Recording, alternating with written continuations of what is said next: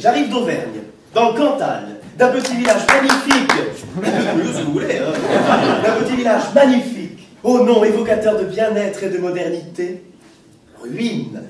J'étais pas forcément très bon élève et comme je le savais, je me mettais au premier rang exprès pour lécher un peu le cul des profs pour qu'ils me saquent pas au conseil de classe. Non mais voilà, je faisais le minimum syndical quoi, donc j'étais pas très bon élève.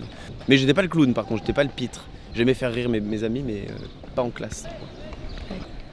Alors, je suis Jeffrey Jordan et je ne suis pas lyonnais à ce qu'on pourrait croire, en fait je suis auvergnat. J'arrive de Vichy. Mais pensez bien qu'en Auvergne, il n'y avait pas grand-chose pour faire le spectacle, donc c'est pour ça que je suis monté à Lyon. Je suis violoniste à la base, je suis musicien et j'ai été au conservatoire pendant 12 ans. C'est ce qui m'a donné un peu le goût de la scène, puisqu'on faisait des concerts, on faisait des tournées, des auditions. Voilà, mais je n'ai aucune formation de comédien, je suis autodidacte dans cette profession-là.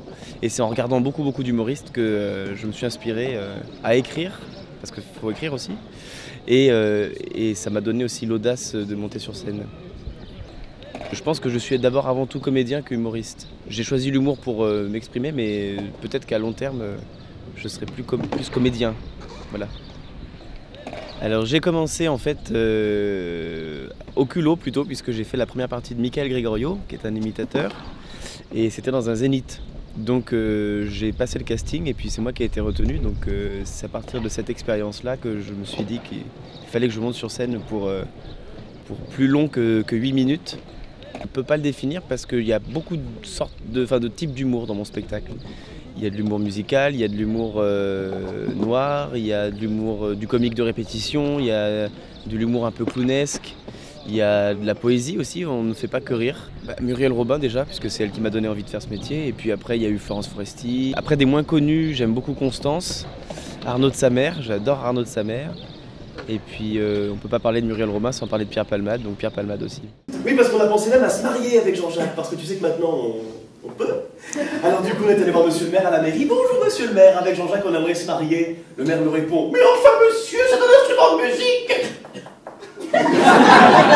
Vous n'allez nécessairement pas vous marier avec un objet, enfin. Ma soeur s'est mariée avec un paraplégique, ça n'a jamais personne, hein.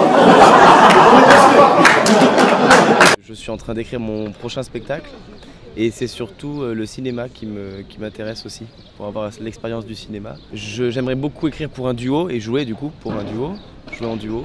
Alors j'ai la chance de pouvoir avoir plein de propositions, d'avoir une très belle tournée dans cette année 2015 et d'aller voir des publics, parce que le thème de mon spectacle est un peu particulier et j'aurais jamais pensé que le public adhère autant en fait, et que ce soit au fin fond de la campagne picarde qu'à Paris par exemple, en plein centre de Paris, en fait le spectacle marche exactement de la même façon.